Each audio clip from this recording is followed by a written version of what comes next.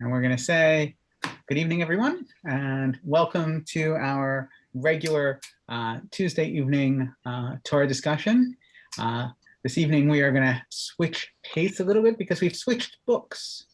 We have gone from Exodus to Leviticus, at least for a week. Last week, we were on break as I attended the CCAR, the Central Conference of American Rabbis conference remotely. And this week we're back. And so we're going to start off with our blessing. And I don't know if everybody who's on the call right now, on the Zoom, knows why we do blessings. But in general, in Judaism, there are a lot of explanations for why we do blessings. First and foremost is we don't actually bless stuff in Judaism. We acknowledge the blessings that are already there. So blessing is a way of turning our attention from one thing to another. So the blessings that precede the beginning of the Sabbath, of Shabbat, are not the making of Shabbat. They are the acknowledgement that we have shifted into Shabbat. When we bless wine or bread or food or anything, we're not actually blessing the food. We're acknowledging the moment as a moment of blessing and the food as itself containing blessing, right? We are not the agents of the blessing. We are merely the recognizers of the blessing. And so that's a little different type of, it's not like we transform things. The one thing we do transform with a blessing, though, is time, because that's in our power. It's in our power to change time from normal to less normal or more special, or vice versa. So we can turn what was a special time and be grouchy or hangry, and suddenly it's no longer a special time. Or we can acknowledge it as special with a blessing and elevate that moment. So we're going to do that with a blessing, and I will translate afterwards, as I always do. So the blessing for our Torah study is Baruch Atah Adonai Eloheinu melech haolam asher kiddushanu b'mitzvotav v'tzivanu la'asok b'divrei Torah. Praised are you, Adonai, our God, ruler of the universe. You sanctify us with commandments, and you command us to engage in matters of Torah. So tonight, as we switch from Leviticus, from Exodus to Leviticus, I'm going to give us a little preamble here. The preamble is this. We had the wonderful book by Aviva Gottlieb Zornberg, Professor Gottlieb Zornberg, to help guide us through Exodus, but she has not written a book about Leviticus. So we're going afield. Now, somebody would say, well, why hasn't she written about a book about Leviticus? Well, Leviticus is not as easy to make relevant. It's not the same type of narrative format. Leviticus, on the whole, is a book focused on ritual and rituals that we no longer do. Rituals that are primarily around the priesthood and offerings and sacrifices. And I'm going to use that word interchangeably, neither of which are good words for what is actually happening, right? The bringing of an offering during biblical times, during the first temple period or the second temple period, is the general term is often a korban, although it's not the only term, there are lots of them, but a korban is a bringing close. One can look at the sacrifice or the offering as an attempt to create closeness between the divine and us. So we are attempting to bring ourselves closer. And it is in the realm of bringing closer that we might find a way to turn all of this seemingly irrelevant minutia about which sacrifices are for what purposes and who does them and how, and sprinkling of the blood here and there. And it's very mundane in its specialness. It's not like the stuff that says, okay, I get the Torah is saying to our ancestors, do this good thing, and I'm going to figure out how to do this good thing in 2021. Rather, what we are going to look at is there a teaching here? Or more importantly, how have Jews, because the majority of Jewish history has taken place without offerings, taken on Leviticus? What has the Jewish take on Leviticus been when we haven't had an offering system? So what are we supposed to learn from it beyond the idea that remains in our rabbinic teachings, our Talmudic teachings, that we should know the minutia just in case we end up with the temple again, so that we know what to do. So we are in a post temple offering period. Thankfully, I think all of us agree that showing up at synagogue would be a lot less interesting in the long run. It might be interesting for like a couple of sessions if it were a big bloody barbecue. And I mean bloody in the literal sense, not in the figurative sense, right? Because you're talking about a lot of killing of animals and then turning them to smoke, parts of them to smoke on the grill, the rest of which is shared out in a festive meal.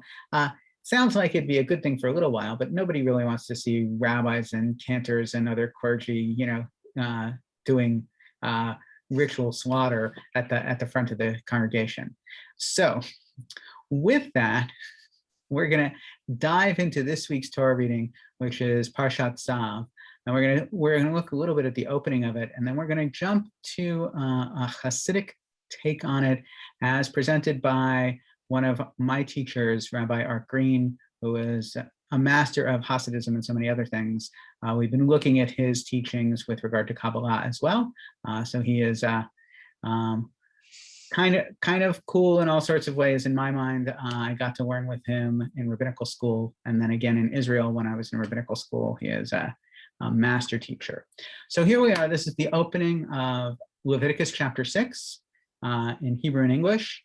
And the Hebrew reads, Vaydaber Adonai el Moshe lemor, and God spoke to Moses saying, Tzav et Aharon ve'et banav lemor, zot Torat ha'olah, hi ha'olah al mokda al hamizbeach, kol halayla ad haboker, ve'ish hamizbeach tukad bo.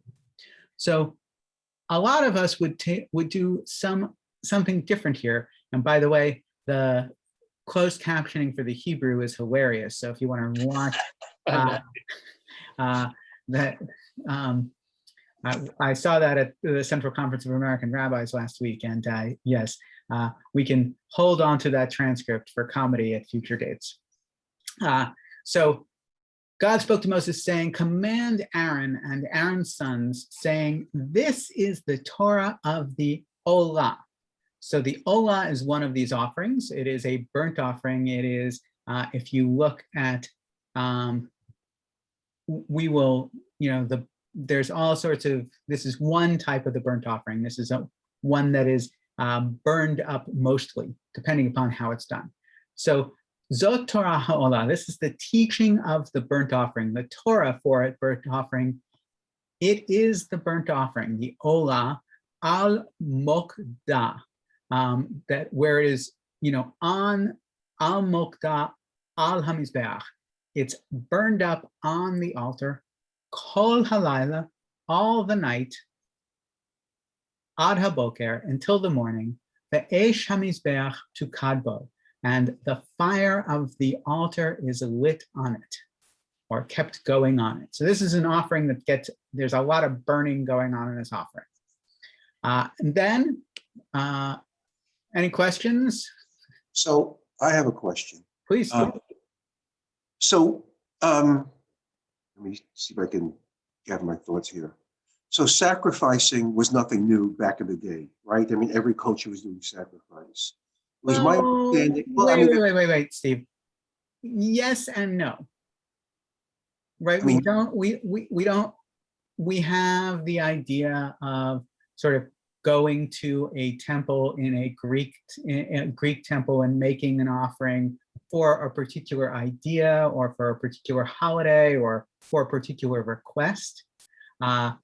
The Israelites are coming out of an Egyptian culture where there didn't seem to be as much of an offering system. There is a tendency to say, the Israelites are just doing what everybody was doing. But this is not exactly the same. Finish my question though. Yeah, I know.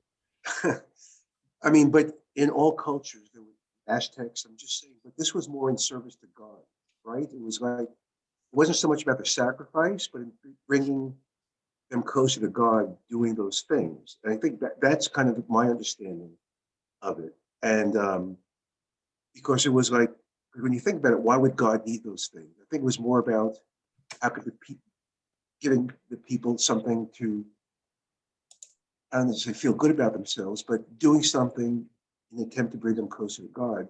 And I think in my Absolutely, God does not need the offerings. The offerings are not for God.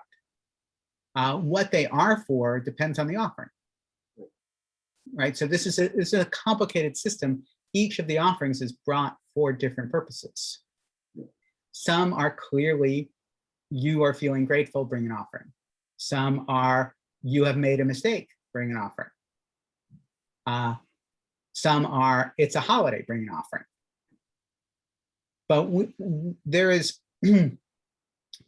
what about other Levantine cultures, the Canaanites? It's a good question, Dale. What the Canaanite and Akkadian and other cultures in the area of Israel follow.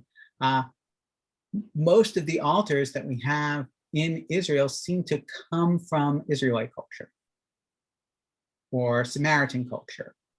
So we don't have the same sort of textual tradition preserved from the Canaanites and the Philistines and the Akkadians. There's some sacrificial culture in the Babylonian, Persian culture, but it's different. This is the precursor of a civic tax system, in addition to a whole bunch of other things. So is the modern day version like just learning and giving tzedakah? Is that kind of like what's? No, because we don't have a formalized, you must give tzedakah when you steal. No, but in terms of just becoming closer to God or doing the coming close to God piece of the offering system is replaced in Rabbinic Judaism by prayer. So prayer becomes the methodology for coming close to God post Second Temple period.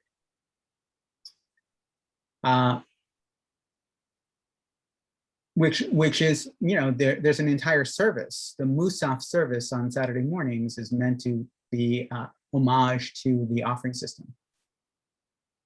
How specifically was Babylonian sacrificing and Assyrian sacrificing differently? A lot of it was done not as sort of by everybody, Dale, if I remember correctly, and it didn't have the same degree of specificity and rule systems. Again, I think the priesthood. It was done by everybody, or it wasn't done by everybody? I don't think it was done by everybody, but I wouldn't stake a claim on it. I can say a lot of things with great authority that I know nothing about. So I'm going to claim less knowledge of Babylonian and Assyrian sacrificial systems, if that's okay. If it's okay for me to admit ignorance. Yeah, that's fine. It's just that somebody said that everybody was doing it, which is what I thought too, and you said that everybody wasn't really doing it. So well, because we don't have, right, Aztec culture, we all think of, human sacrifice in Aztec culture, but human sacrifice was a special occasion in Aztec culture. I think part of the thing that goes on is we are heirs to a 19th century understanding of Judaism that placed Judaism as sort of a normal reaction to the cultures around it. Mm-hmm. For example, the 19th century interpretation of the binding of Isaac says that Abraham thinks it's okay to bind and sacrifice Isaac because everybody was doing it. And that's just not the case, right? There isn't like as you said, a Levantine Near Eastern culture of child sacrifice. Not even Tabal. I thought Tabal was and Dagon and. It's certainly not formalized. It's the culture. What we know of that culture is remnants, and the thing about biblical culture is we have the biggest remnant possible. We have a whole text about it. We don't have that type of text in the same way for the other cultures.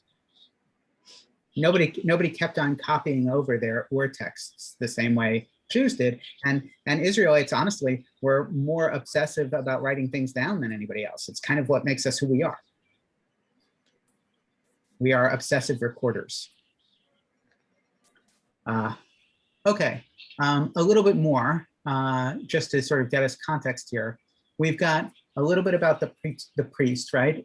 Lavesh hakohen mido vad umich misei vad yilbash al besaro vehirim et hadashan asher tochal haesh et haola al hamizbeach vesamo etzel hamizbeach. So we've got the priest who's going to wear raiments of linen and cover his body and take up the ashes of, to which the fire has reduced the burnt offering on the altar and place them beside the altar, right? So we've got this very odd thing that the priest is wearing special clothing to get really dirty with. But that's what it's there for, right? This is clothing to take out the ashes with. Ufshat et begadav v'lavesh begadim acherim v'hotzi et hadashan el mechutz, right? So then he takes off his clothes and he dresses in different clothes and he takes out the deshen, which is the ashes, outside. And where is he putting it? Oh, I skipped too far here. This is not where we want to go. All right, just quickly, I want to, there's one more verse. Sorry, I put the wrong text here. I apologize. Let me just show you the rest of this text in Sepharia. Thank God for Sepharia.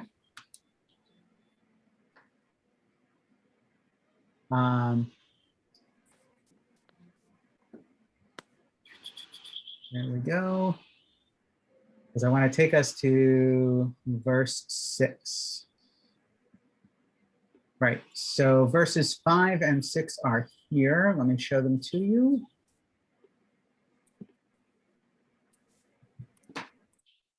So verse 5 is here. It says, "Ha'esh al hamizbeach tukad bo lo tichba uve'ad aleha hakohen etzim baboker va'arach aleha ha'ola v'hiktir aleha chelvesh shlamim."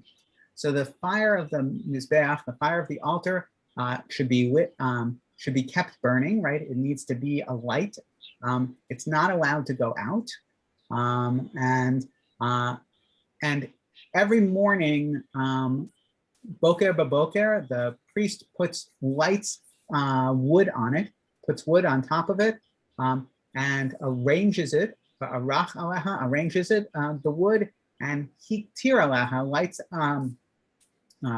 Turns to fire all of the fat parts of the shwamim, the whole offering. And then we have a very important teaching that many of you will recognize, which is in verse 6. Eish tamim tukad al hamizbeach lo tichba. An always fire should be lit on the altar and not go out. So when we don't want to talk about offerings, we often talk about the eternal fire. Right? So if I were a rabbi who didn't want to talk about the offering system this Shabbat, I would talk about the eternal flame. And because this is the source for it, which many of us, I'm sure, recognize from our synagogues. When you go to synagogue, you see a fire, an eternal light lit. This is the source, and the priest must tend it. So there we go. Those are, our first 6 verses of this week's Torah reading. And any questions before we move on to a little Hasidism?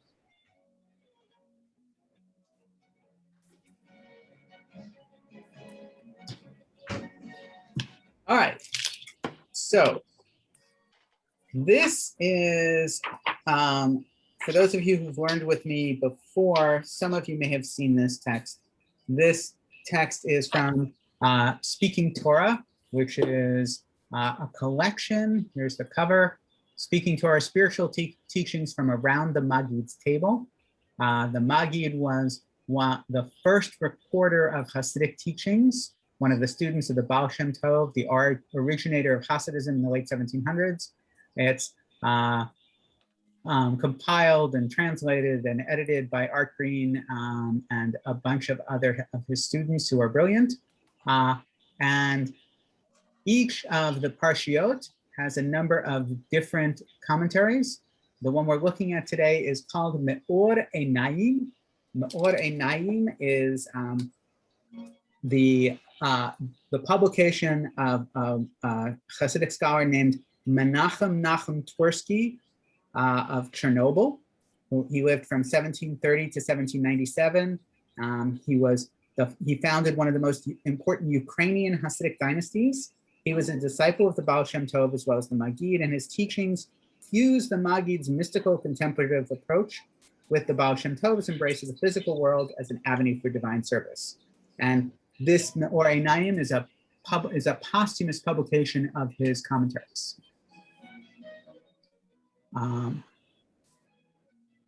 So here we see the translation of 3 of the verses that we were looking at.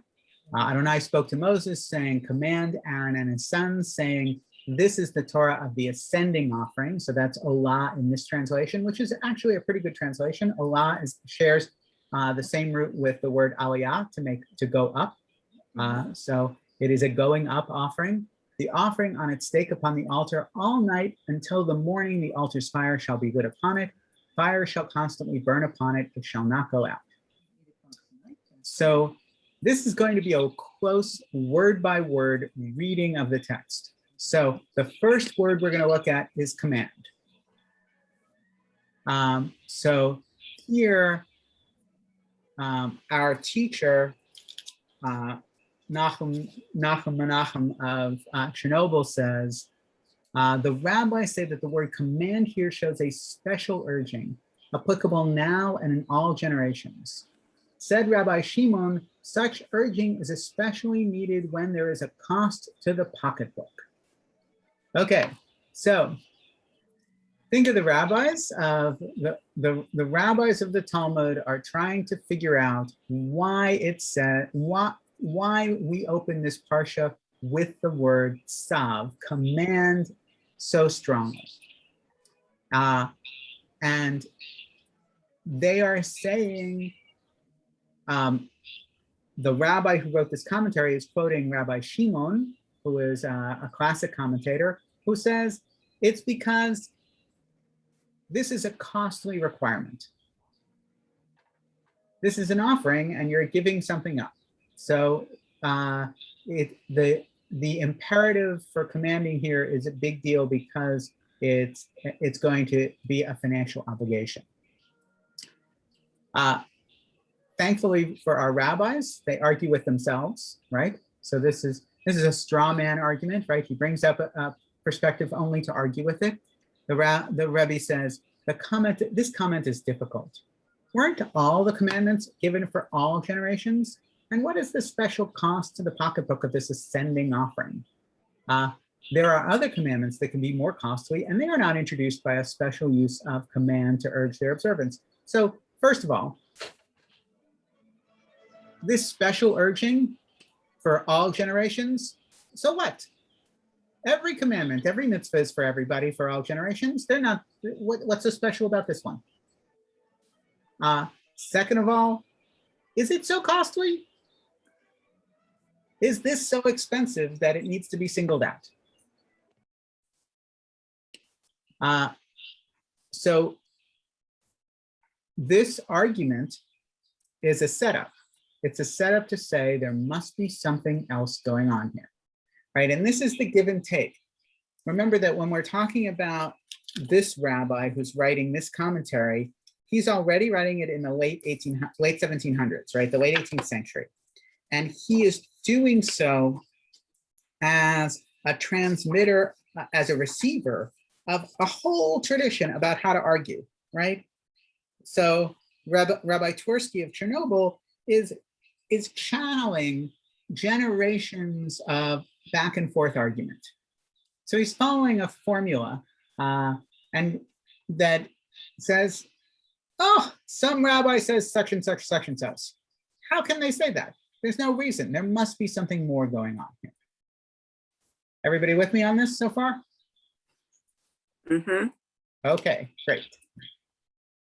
Now the real purpose of the Torah, now we're getting into some meat here, right? Now the real purpose of the Torah God gave us is that through it, we would bring our evil urge to submission. Look at that. We have gone 2,000 years in a sentence. Torah itself is to bring about our squashing, our eradication of our own urge to do evil, the Yetzer Hara in Hebrew. Now, understanding Hasidic thinking is under the Hasids. I'm using the term Hasidic, but I'd like us to not focus on the way Hasids look or behave today. Because of course, while those Hasids are descended from these Hasids and trace all their roots to them, I would like us to think of Hasidism instead as a reaction against a time period where the mainstream of Judaism is focused on academic learning to the dereliction, to the detriment of the emotional whole person. And what we have here is a representation of a spectrum, a range of opinions about Judaism and what to do with it.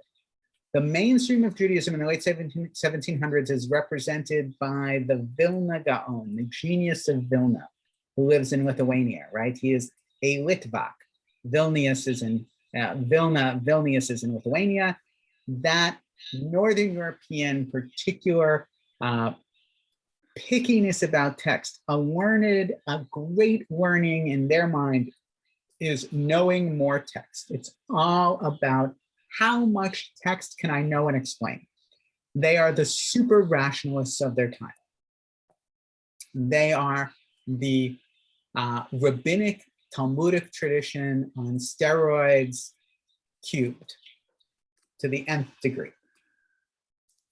Now, where does the Hasidic impulse come from? In the first two generations of Hasidism, you have a group of people who say, but there's more to Judaism than the minutia of the Talmud. There's more to Judaism than how big the cup we say Kiddush over is. And furthermore, there's joy and enthusiasm, and there are deeper meanings to these texts that allow us to connect directly with God. So these are heirs to the Jewish mystical traditions. They are, as we're about to see, students of the Zohar. And they are also the first modernists in the sense of individual modern psychology in Judaism.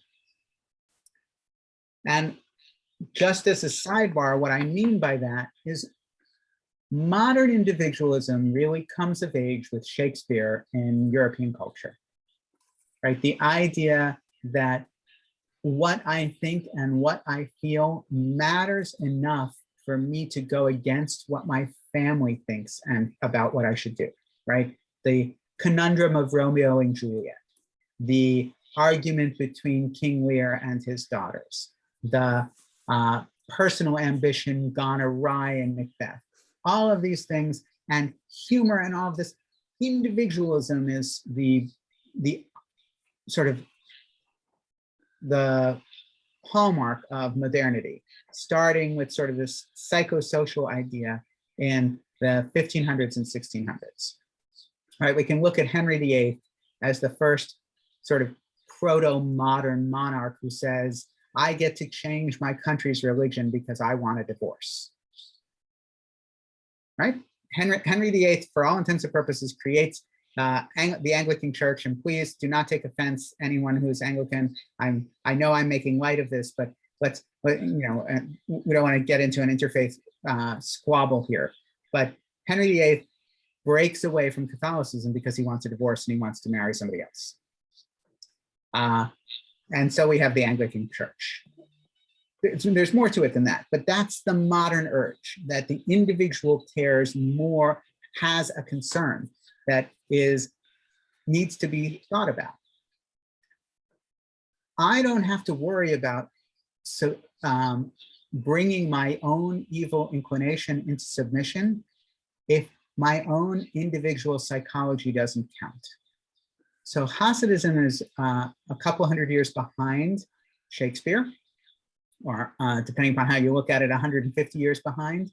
And that's just because Jewish culture, like a lot of other cultures, is catching up to the zeitgeist.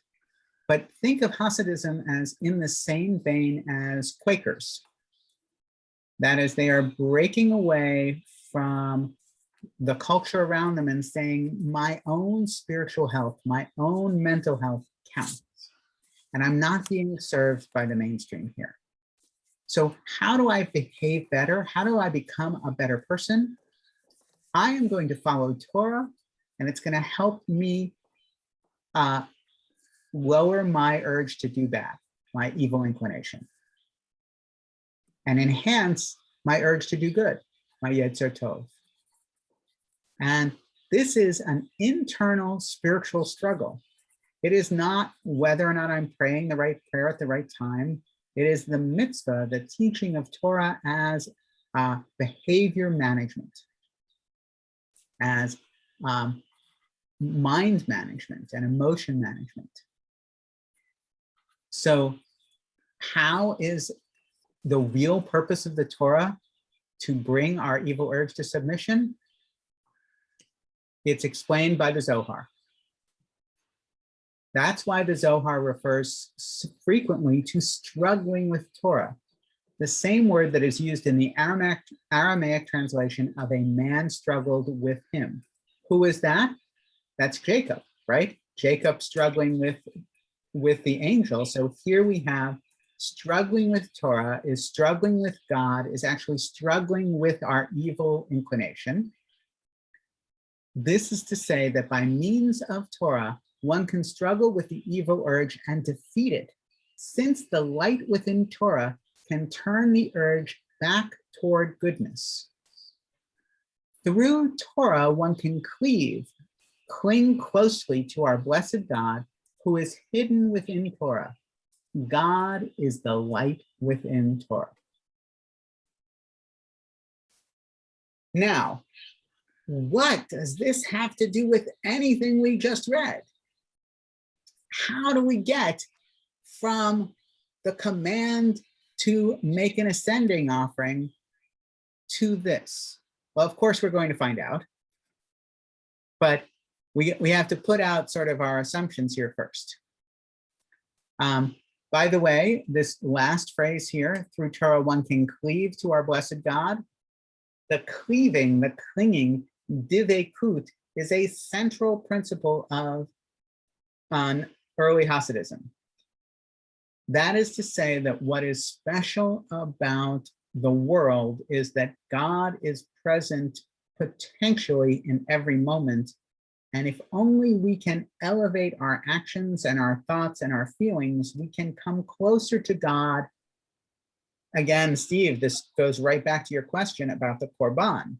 If coming close to God was done through the offerings, now we have Hasids saying coming close to God can be done in every action. I can come close to God by being more generous to my grumpy son as we walk home from school today. I can elevate that moment. I can come closer to God by being kind in a situation where there is no kindness. I can be closer to God by having a good transaction with the butcher, which is a common example that the Hasidic teachers give. And I can come closer to God, and of course, this is a key element of the charismatic nature of Hasidism, which is how it's connected to Hasidic Judaism today, by praying enthusiastically with a Rabbi who is really close to God. I can be drawn closer to God by the enthusiasm and the godliness of a Jewish leader, which of course gets into the charismatic and to some extent difficult nature of Hasidism for some of us. But going back here, where can we most easily cleave to God? Where can we find God? God is in the Torah. God is the light in the Torah. God is hidden in the Torah. Studying Torah is meant to get us closer to God. Questions? Since I just threw out a lot.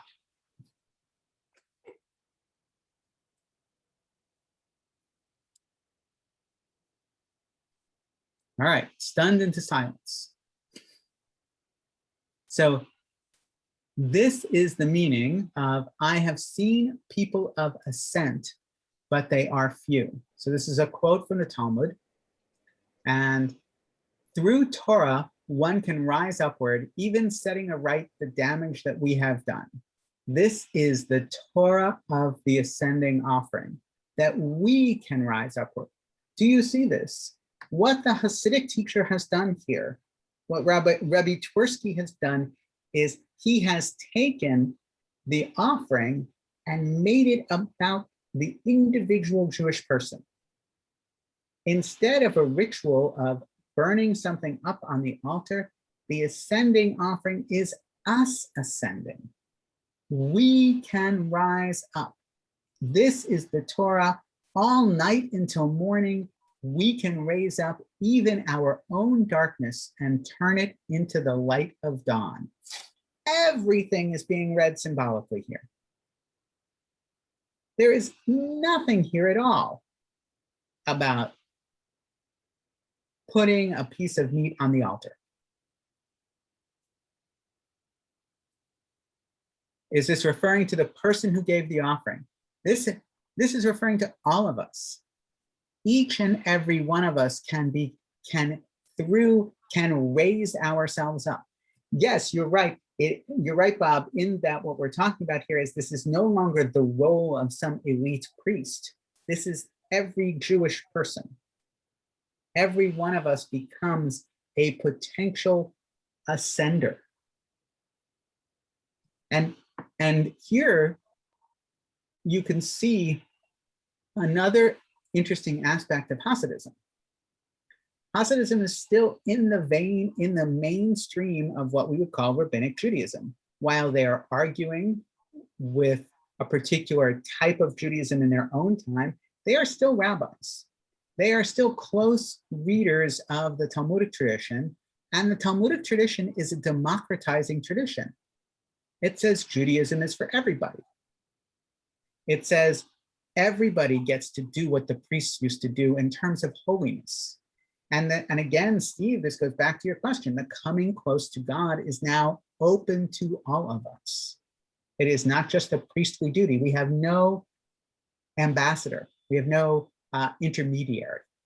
It's just us.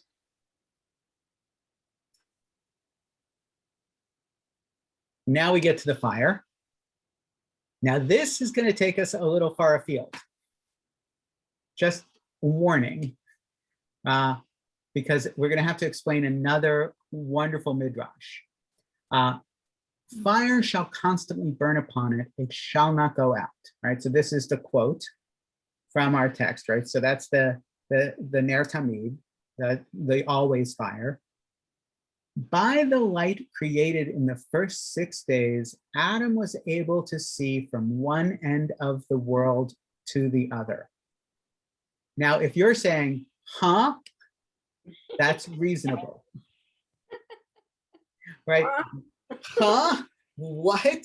Yes. According to Midrash, this is standard Midrash, the light in the first 6 days of creation allowed Adam to see everywhere.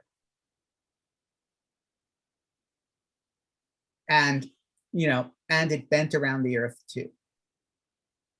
And Adam could see the future as well. After Adam sinned, the light disappeared. Adam. So here is a different version of original sin, right? Having nothing to do with Eve, by the way. So after Adam sinned, the light disappeared. The Blessed Holy One hid it away for the righteous in the future. Before that sin, the light was directly visible.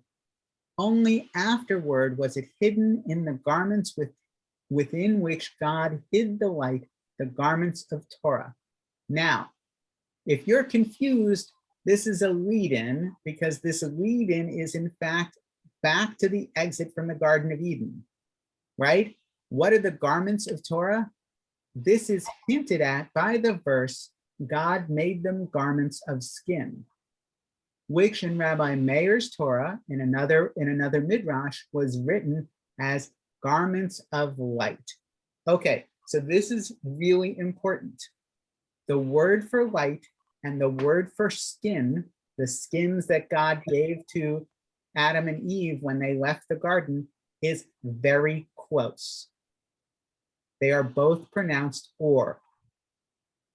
They're spelled differently, but they are both pronounced or. One is spelled with an aleph and one is spelled with an ayin, but that's enough for the rabbis to say that they're the same. And so, what is the garment of light? The garment of light is the garment into which God put the light, by which Adam could see everywhere in the past and the future, and from which our ancestors would eventually make Torah. The skins that Adam and Eve received, the skins of light that gave them warmth when they knew they were naked, become the Torah of light later on. Thus did Rabbi Meir teach the people of his generation, enlightening their eyes by showing them how to get to that light hidden within the Torah. Not everyone can reach that light, hidden as it is within the garments, but Rabbi Meir, and Rabbi Meir's name also means shining or bright light, showed them the way. That's right, Rabbi Meir's name is also a key to this midrash because Meir is spelled Mem Aleph Yud Resh, so it has the root Aleph Yud Resh, which is the same root for the word light, which connects to the garments of light, even though it's spelled differently there. For months, Donald Trump's big lie, the election was against him. We get bizarre conspiracy theories appeared to intimate that long dead Venezuelan president. So, if you want to know why Jews have a tendency to come up with radically weird readings of the text, here it is. We've been doing this for a long time. Apparently. So now we continue where we started. This was all by way of getting here. Through Torah, a person can rise upward. This is the Torah of the ascending offering. So we're getting back to this original text. I want to take us back there because it's a strange phrase, and I glossed over it when we looked at it originally, right? We don't see the use of the word Torah all that often, but here it is, right?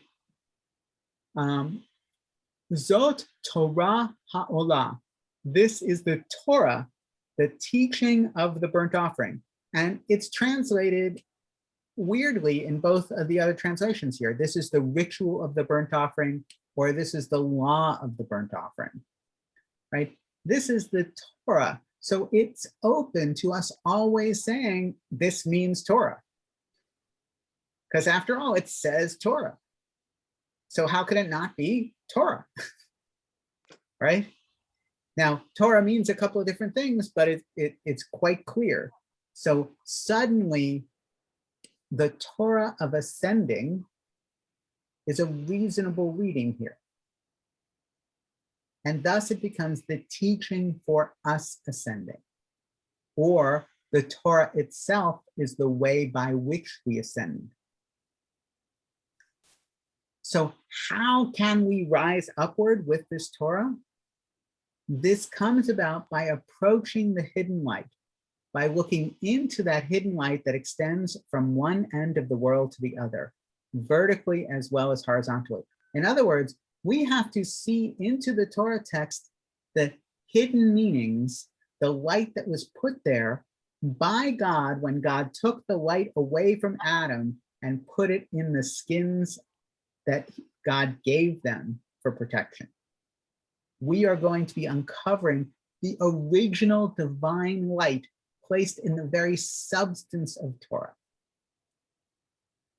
And this is the meaning of command.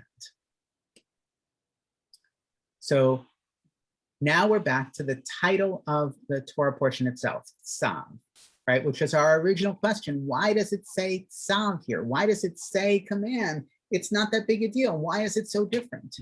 Well, meaning urge, now and in all generations. That which happens now and that which will take place in the future will all be the same to you. Present and future will become equal in the hidden light of Torah. There is no distinction between now and the future. So Rabbi Shimon had to refer to the cost to the pocketbook. Remember, this was all back to this question of this is expensive, right? We had Rabbi Shimon saying the reason this was mentioned here was because why there's extra emphasis here is there's a cost involved to this mitzvah. Rabbi Shimon, remember, part of this is none of the rabbis can be wrong, but we have to rethink what they're saying to understand how they're correct. So Rabbi Shimon had to refer to the cost to the pocketbook. Pocketbook is kis, pocket, like a place where you keep money. It's not a pocketbook per se, more like a wallet.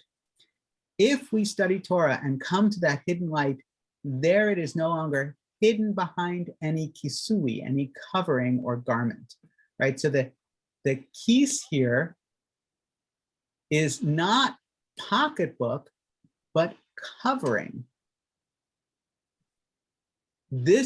And we are uncovering it when we study Torah and find the hidden meanings, because this Torah is like it was before Adam sinned, before God made the garments of light in which it came to be dressed. The light was directly revealed. This is the meaning of chesron kis, the cost to the pocketbook. Don't read it that way. The words really mean the covering is removed.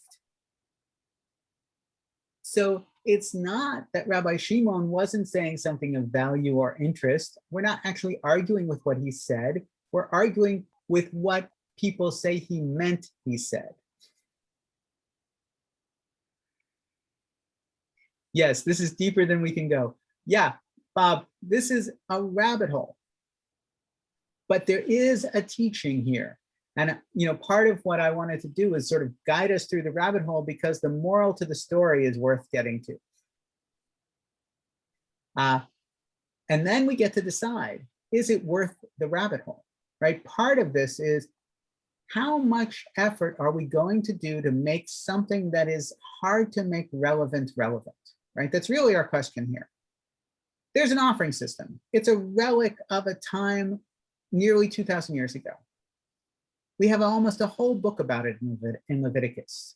What are we going to do with it? How are we going to read it? How are we going to make it interesting and useful? So here is a rabbit hole methodology, as it were. So this is why the rabbis said, if only they would abandon me and keep my Torah. That's right. The rabbis have, so this is Echa Rabbah, this is the Midrash, the interpretive story on the Book of Lamentations. And it says, and God says, with regard to, it's actually talking about Jeremiah, if only they would abandon me and keep my Torah. God doesn't care about whether or not the Israelites stick to God. God wants the Israelites to keep Torah. When we study Torah, we see letters, otiyot, before us. When we meditate on them, the gates of wisdom open up and we are able to understand the Torah in a mindful way. How do we get there? All you saw, after all, were letters.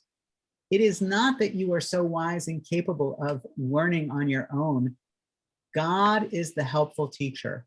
God grants wisdom from God's mouth, awareness and understanding. Indeed, a person who studies in some other way, not seeking the hidden light, will not find much use in such learning.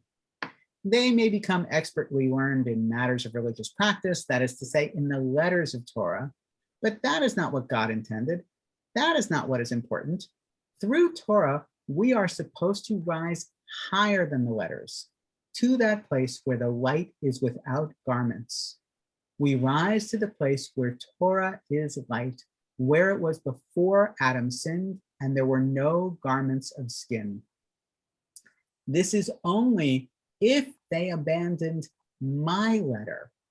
The learning that is OT is now read two different ways. Otiot is letters, OT is my letter, and here he is reading, the Rabbi is reading the Midrash, if only they would abandon me as not me, but my letter, and keep my Torah. How do we keep Torah? We abandon the very letters of Torah to go more deeply into what it means, right? So this is, if only they abandoned OT, my letter, the learning that is mere letters, and truly kept my Torah, that which rises above the letters, the hidden light.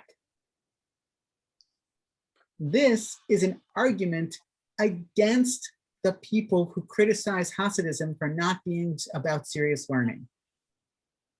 This is about, oh, no, you think you're so smart because you spend all this time figuring out how things are kosher.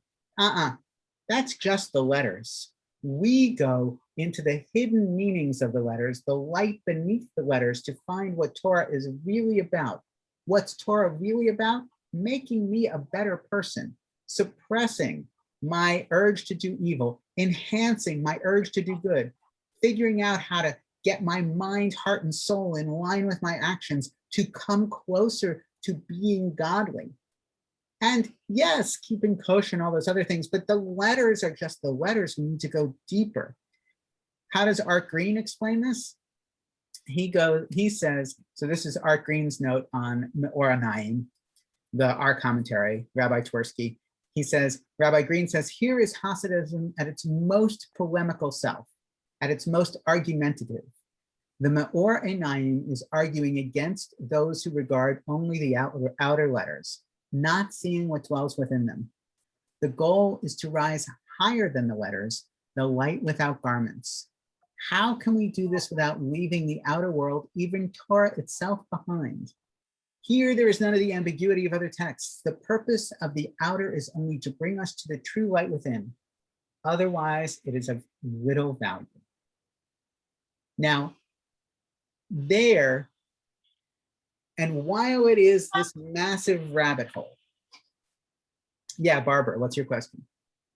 So the Hasids in the schools, okay, which they're always described as arguing. Okay, they are attempting to go deeper. So this is why I said we have to abandon the idea of the Hasids in yeshivas and Mea Shearim today for a different type of Hasidism. So between 1790 and 2021 is a lot of history. In the Reform movement starts in 1818, 1819. And by the time we hit the middle of the 1800s, for that matter, really the 1840s, the forces of reactionary against modernity and secularism in Judaism have begun to realign against the Reform movement. Because the Reform movement is stranger than any other type of Judaism than the Jews from the country have ever seen, right? It's an urban versus rural Judaism versus shtetl Judaism, right? So it's big city versus village. It's people who are learning German and secular studies versus people who are only learning Jewish things. There's a big culture war going on in the middle of the 1800s. And the people who fought against each other, the Hasidic and the people who are called mitnagdim, which just means the opposers, right? The historical Vilna Gaon, the genius of Vilnius, and these other Litvak Jews, these highbrow, super meritocracy, super rabbinic Talmudic Jews, and the Hasids, who are these wacky, you know, find the hidden light of the Torah in the letters, you know, the hippies of their time Jews, right? Go and pray in nature and hang out and sing together and pray with a great Rabbi and get elevated. These people are tooth and nail against each other. That's why there's this polemic in this, why Rabbi Art Green talks about it being polemical. So in the late 1700s, they are the opposing schools. And there is no Reform Judaism yet. Fast forward 30 years, 40 years, 50 years, suddenly you have Reform Jews and the mitnagdim, the opposers, and the Hasids. They are more alike than not. They're still living, dressing not that differently from each other. They're still very separate from secular culture. And they identify the secular movement, the Enlightenment movement of Moses Mendelssohn that becomes the Reform movement, the studying Judaism as a scientific historical study, which is the Jewish studies program that starts in Germany. All of this stuff, they identify that as bad. And so those two groups that were originally opposed, they're actually more in the same camp come the end of the 1800s. And so what we have today, 150 years on from that, is a Hasidism that looks much more like the super rabbinic Talmudic movements that opposed it originally. And there are still differences, right? Hasids wear the funny fur hats, the streimels, right? And the descendants of the Litvaks tend to look more like what we would call, what you might facetiously call the Jewish mafia, right? The ones who are wearing a fedora and a black suit and a white shirt, right? So those are different camps within ultra-Orthodoxy, a rationalist camp and a mystical camp. But they're still more closely aligned today than Reform and conservative Jews and them. So do they essentially look at us Reform Jews as practically atheists and some, totally not really Jews? Depends who you talk to. So for those of you who are studying Talmud in any way, shape, or form, the biggest project in Talmud translation is the Koran Talmud, which was the brainchild of Rabbi Adin Steinsaltz of blessed memory. Adin Steinsaltz is a great Rebbe whose son, Menachem Eben Israel, who is also a great rabbi, who is younger than I am, but way smarter, is a Hasidic rationalist rabbi. So it's complicated. And that was a movie. Yes. So suffice it to say that there's a lot going on in the complexity of Jewish movements over the course of the last 150 years. And if the Vilna Gaon, the genius of Vilnius and his school are representative of sort of this reactionary old guard, they weren't reactionary at their time, they were at the top of the heap at the time. they become reactionary against Hasidism. And then Hasidism and they become reactionary against secularism. And then conservatives and modern Orthodox split the difference in the late 1800s with what the positive historical movement of Samson Raphael Hirsch in Frankfurt. So we have people going one way, people going extremely the other. We have people splitting the middle, and it's interesting when we're not, yelling at each other and calling each other names. What I wanted to offer tonight as we come to a close is the idea that the Jewish project is one that starts with the text. I mean, we started talking about whether or not Jews were doing offerings like every other people in the Middle East at the time. And Dale raising the very good question of what was, which I didn't have the answer to, what was the offering culture of the Babylonians and the Persians and the Canaanites and the Pharisees, not the Pharisees, the Philistines. What is our Akkadian culture of offering looking like, and is it similar to the Israelite culture? That was our question. But here we ended up on the point of this teaching is to find deeper meaning in the text, that we are the sending up. It is not an offering we're sending up, it is our souls through the reading of the text. It's a huge distance to cover. But the point of that journey is, yes, Bob, we were lost down a rabbit hole for a lot of it. Because in order to justify that journey, we went through a lot of twists and turns and somersaults, textually, interpretively, all of that. But all in service of constantly being able, for all intents and purposes, to have a rabbi get up and give a sermon that says, this is meaningful to us where we are today, wherever we are, whenever we are. And that's the power of Jewish reading, not that we end up polemicizing against one another, not that we end up confusing each other, but rather that we're constantly striving to figure out, can this still be useful? And sometimes we have to go to great lengths to get there. Any other questions before we close?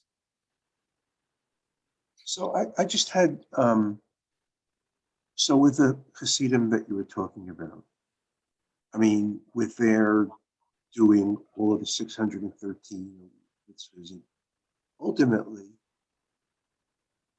from the beginning, they were for the Mashiach, right? That's, they can live their lives, but ultimately, that's what seems to be like what they're, live a good life, study, learn Torah, and the more you learn, and they're just waiting for Mashiach, right? That's kind of like, that's what the Hasidim, right? So we can study it, but their goal is like the more we learn, the more we study. Right, but the original Hasidic motivation is not Mashiach oriented, right? The messianic vision expressed by certain Hasids today is not the original theological perspective.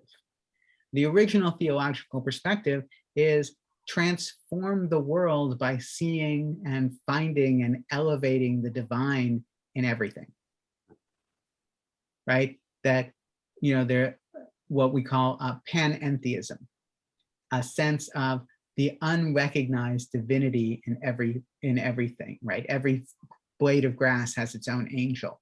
Every blessing transforms a piece of bread into a holy meal. And that we are the agents, the partners in this theological becoming of the world, the bringing God into the world. Not waiting for the Messiah, but participating in the salvation of the world, in Tikkun Olam. That's the original meaning of Tikkun Olam, is not social justice, but the redemption of the world through our action and repairing the apparent distance between God and us. Bob asks, are you sure this was not Talmud? To wit, now there are more questions than when we started. Now that's just Judaism, Bob.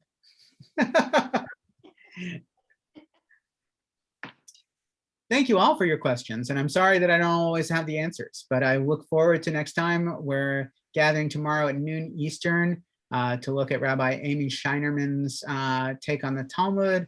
Next week, we'll do something particularly Passover oriented at this time, because during Shabbat of Passover, we don't keep with the regular Torah reading.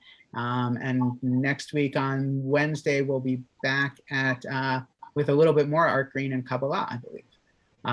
Thank you all for joining us, and I look forward to seeing all of you soon. I've been, by the way, if you're interested in other things that I do, I've been blogging a lot. I'm doing a little reflection on both Taoism and Jewish mysticism as I meditate every morning. So feel free to look at those either on Facebook or on one of my two websites. Thank you, everybody. Thank you, Rabbi. Thank you, Jonathan. Bye. Bye. Toda Rabah. Bavakasha.